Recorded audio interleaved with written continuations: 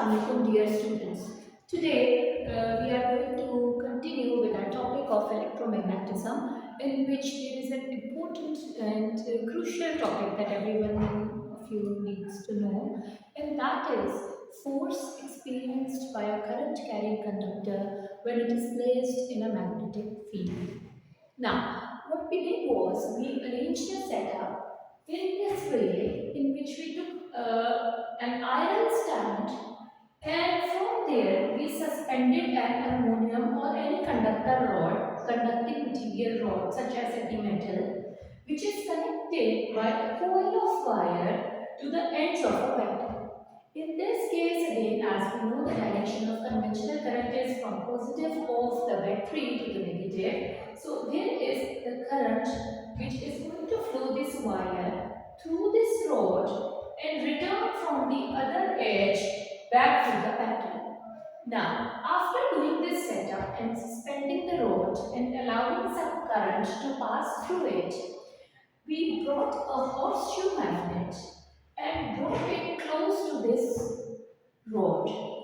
Bringing this magnet close to the rod, we all know that it has two poles, north and south pole.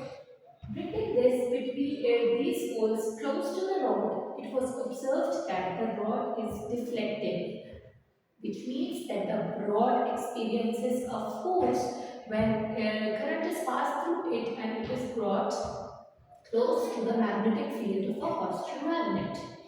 Now, when we observed this, we also conclude that the force experienced by this current carrying conductor, its direction can be reversed, or its deflection or movement can be changed in direction by two factors.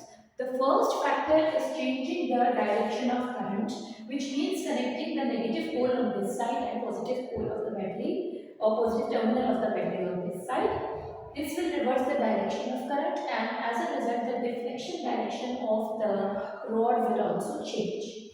On the other hand, we can also change the direction of deflection by moving this magnet upside down, which means that we all know that the direction of magnetic field is always from north to south, which is also shown by V. Reversing the direction, which means bringing north on top and south at the bottom, we will be reversing the direction of magnetic field towards downward, and this can also be one way of changing the direction of movement of the rod.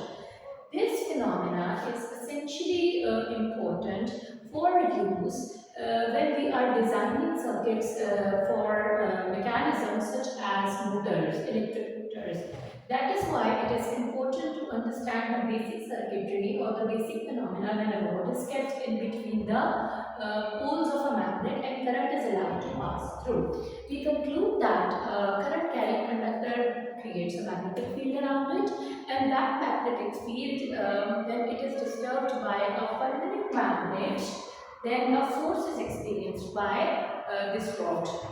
One last thing, this force depends upon the magnitude of force, depends upon three factors. The first one, the amount of current in the wire, means that if you connect a larger voltage of battery, more current will be passing through and you will see a greater amount of deflection. Second, strength of magnetic field, which means how strong the magnet is. Normally we use this horseshoe magnet which is of a higher strength to indicate this phenomena more clearly, as well also because the magnetic field is, or the poles are facing each other, so it's more easier to provide a concentrated magnetic field to this rod.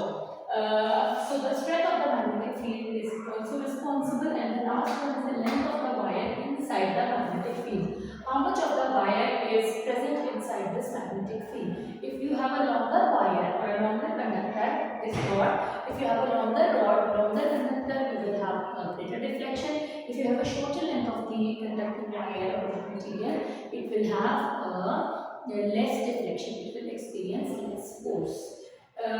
Also, do not forget to subscribe to my channel and press the bell icon for notifications. In relation to this video, also watch the next video which explains the working of electric motor, which is based on this principle. Thank you.